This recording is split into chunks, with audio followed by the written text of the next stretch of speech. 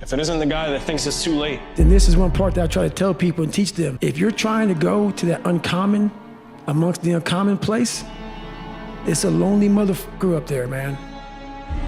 If I had to pick one trait for a young man to have, it would be resilience. Let me ask you something, bro. Why not you? I think I know why. It's because you never really believed it in the first place. Do you want to be on your deathbed knowing that you could, but you didn't? I'm not asking you for very much at all. I'm just asking you to be disciplined now. If you go visit the darkness that you've been running from, you'll have the opportunity to leave a better person. Like if you're gonna live, you're gonna be pushed past your limit, right? If you're gonna live. So, but who knows what you discover when you push past your limit? People will try to put the same limitations on you that they put on themselves. Don't mistake their insecurities for your ceiling. Death is real, and the clock's gonna keep ticking whether you like it or not. You have right now. You just have to take the first step.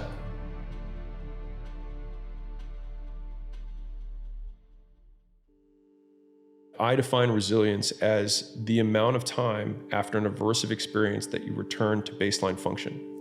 And so if you have a series of behaviors that you do under certain conditions and then something bad happens, how quickly you return back to the original behavior set.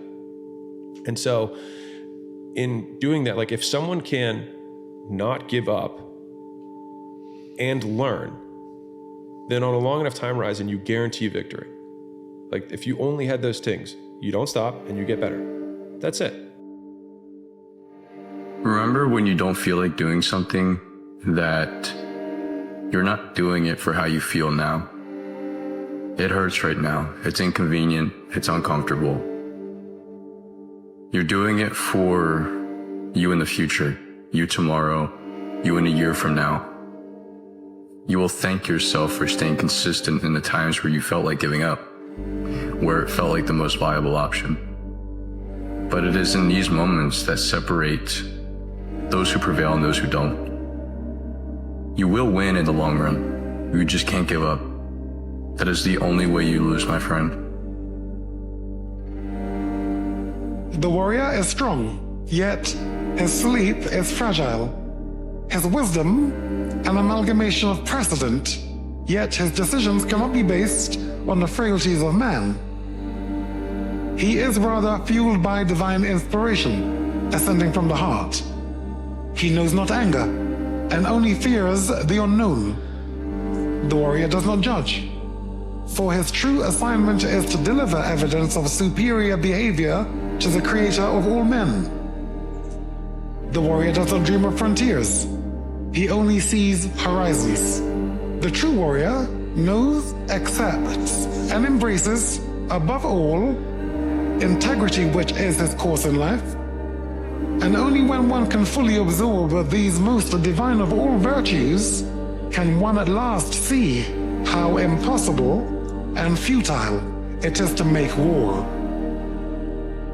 One of the things that I've noticed between champions and everyone else is that everyone else is so excited when they win. They're so excited, by the idea of them getting first place. But there's a reason that they never get first place. It's because they're excited about it. The people who always and very consistently hit first place and win the championships are relieved because they tend to hate losing more than they love winning. And they expected to win because of the level of preparation they had compared to everyone else. I don't like the notion of everyone saying, oh, he got lucky, yeah, he got lucky. Yeah, of course. But luck to me is not what everyone is saying. Luck is when preparation meets opportunity. The most important question that you have to ask yourself in life is how badly do you want what you want? How badly do you want it? Or do you want it at all? You see, there's an awful lot of people who want an awful lot of things. But how badly do they want it? If you want it so badly, if you want it with tremendous intensity of desire, there's really nothing in the world that can stop you from getting it. Don't let them ever see you with your head down, bro. Get up. You're not tired. Get up. They're watching. Your kids are looking for their father to be strong and somebody they can follow. Don't disappoint them, bro. Don't let the troubles of this world bring you down. because there's so many people counting on you to make it. You're not tired. Get up and do it for them. Do it for them.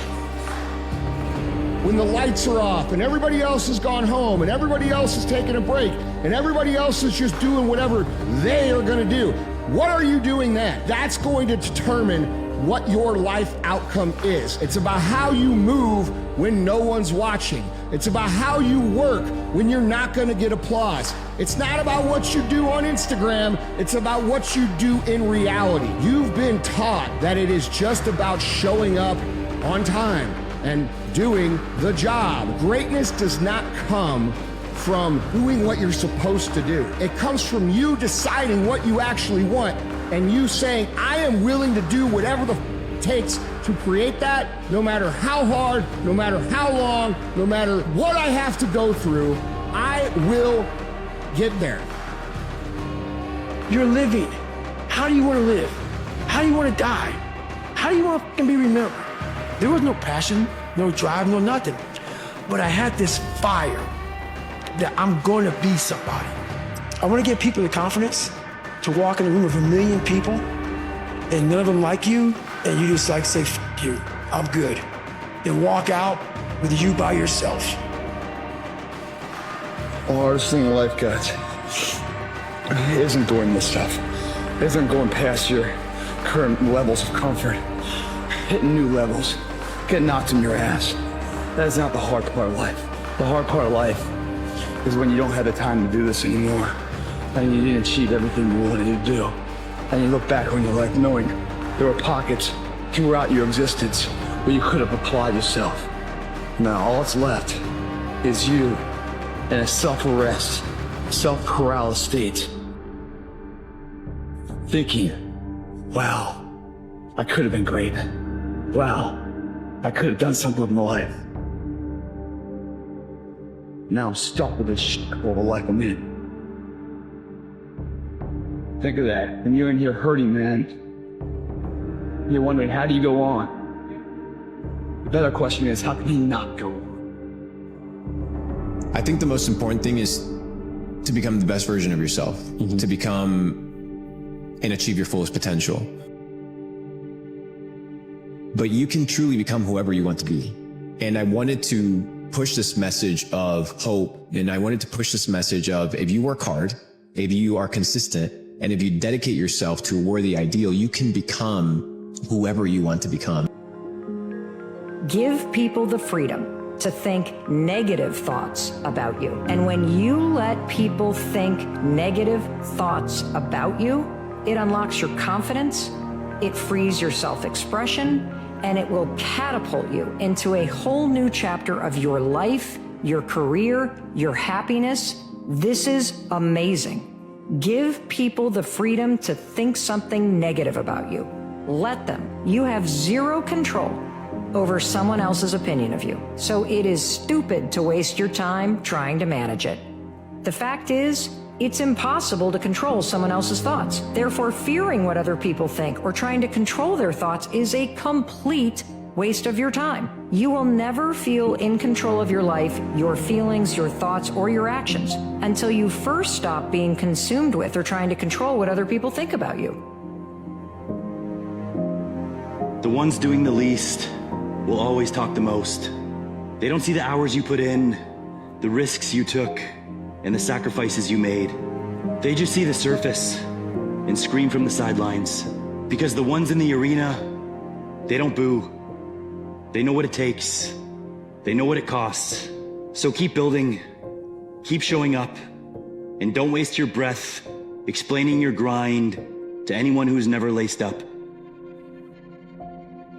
Most people have way more potential, but the thing is, people aren't pushing themselves. You need to start thinking how much you can push yourself instead of trying to see how much you can get away with. And learning how to push yourself more, you will unlock a level of potential that will look fucking crazy to everyone else. And if you can do that on a consistent basis, your whole life can change. Within a year, everything can change. But most people never push themselves. Everybody's trying to see how much they can get away with. They're not ready to get extreme. You know, just being an extremist, you will bring so much more of your potential to the surface. Your goal is growth to the grave. If you are breathing but not growing, you aren't living, you're dying. Make every moment of your life a moment of growth. There will be discomfort, there will be failure, there will be pain, and there will be growth to the grave.